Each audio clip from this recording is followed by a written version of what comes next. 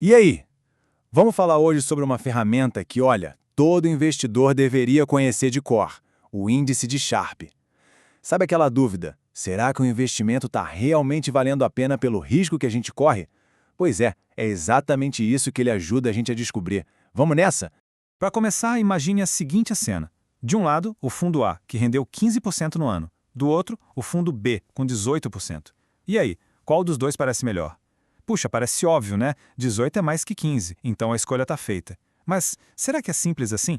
Então, no mundo dos investimentos, a gente aprende rápido que a resposta mais óbvia raramente é a mais correta. As coisas não são tão preto no branco. E sabe por quê? Porque nessa conta está faltando a peça mais importante do quebra-cabeça: o risco. Retorno e risco são como duas faces da mesma moeda. Não dá para olhar só para uma delas. Analisar só o retorno é como tentar dirigir um carro olhando apenas para o velocímetro, sem prestar atenção na estrada. Uma hora, a conta chega. E é aqui que a nossa estrela do dia entra em campo: o índice de Sharpe.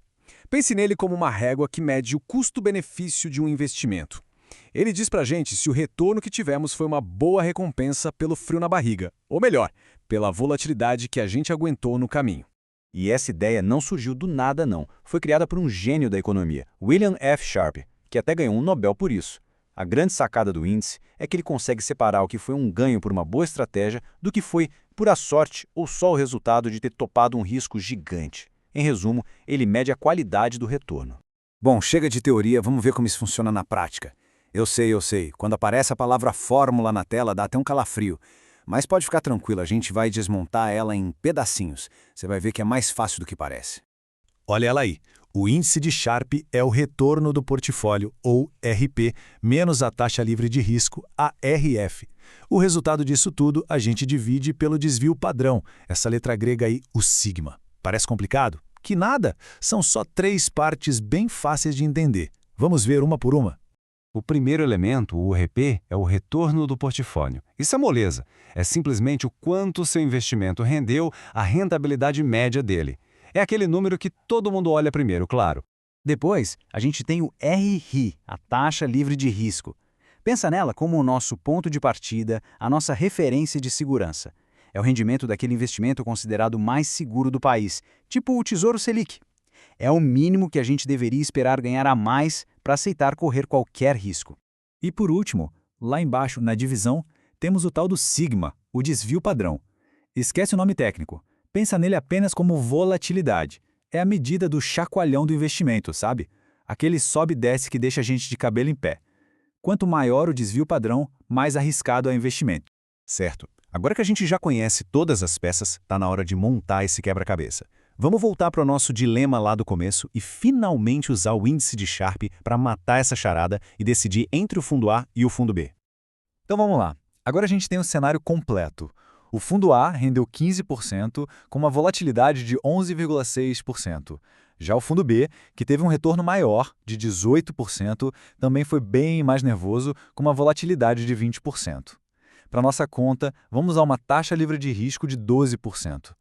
Começando pelo fundo A. Primeiro passo, a gente calcula o que se chama de retorno excedente. É só pegar o retorno do fundo, 15%, e diminuir a taxa livre de risco, que é 12%. O resultado é 3%. Esse é o prêmio por ter corrido o risco. Agora, a gente divide esse prêmio pela volatilidade do fundo, que é de 11,6%. E fazendo essa conta, o resultado é 0,25. Esse é o índice de Sharpe do fundo A. Anota esse número aí! Agora é a vez do fundo B. O processo é o mesmo. O retorno excedente dele é 18% menos 12%, o que dá 6%. Olha só, o prêmio foi o dobro. Mas o risco também foi bem maior, 20%. Então, a gente divide os 6% de prêmio pelos 20% de risco. E chegamos a um índice de Sharpe de 0,30 para o fundo B. E agora, o grande resultado. Comparando os dois, o fundo B com um Sharpe de 0,30 é o nosso vencedor. Mesmo sendo mais arriscado, ele entregou um retorno proporcionalmente melhor para cada unidade de risco que foi assumida. Ou seja, foi mais eficiente.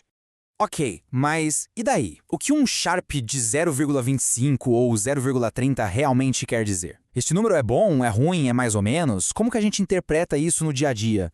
Para ajudar, existe uma regrinha de bolso bem útil. Se o índice for acima de 1, o resultado é considerado ótimo. Significa que o retorno compensou, e muito bem, o risco. Se ficar entre 0 e 1, como os nossos exemplos, é um resultado aceitável, tá ok. Agora, se o índice for negativo, abaixo de 0, aí o sinal de alerta acende. Isso mostra que teria sido melhor ter deixado dinheiro no investimento seguro, sem risco nenhum.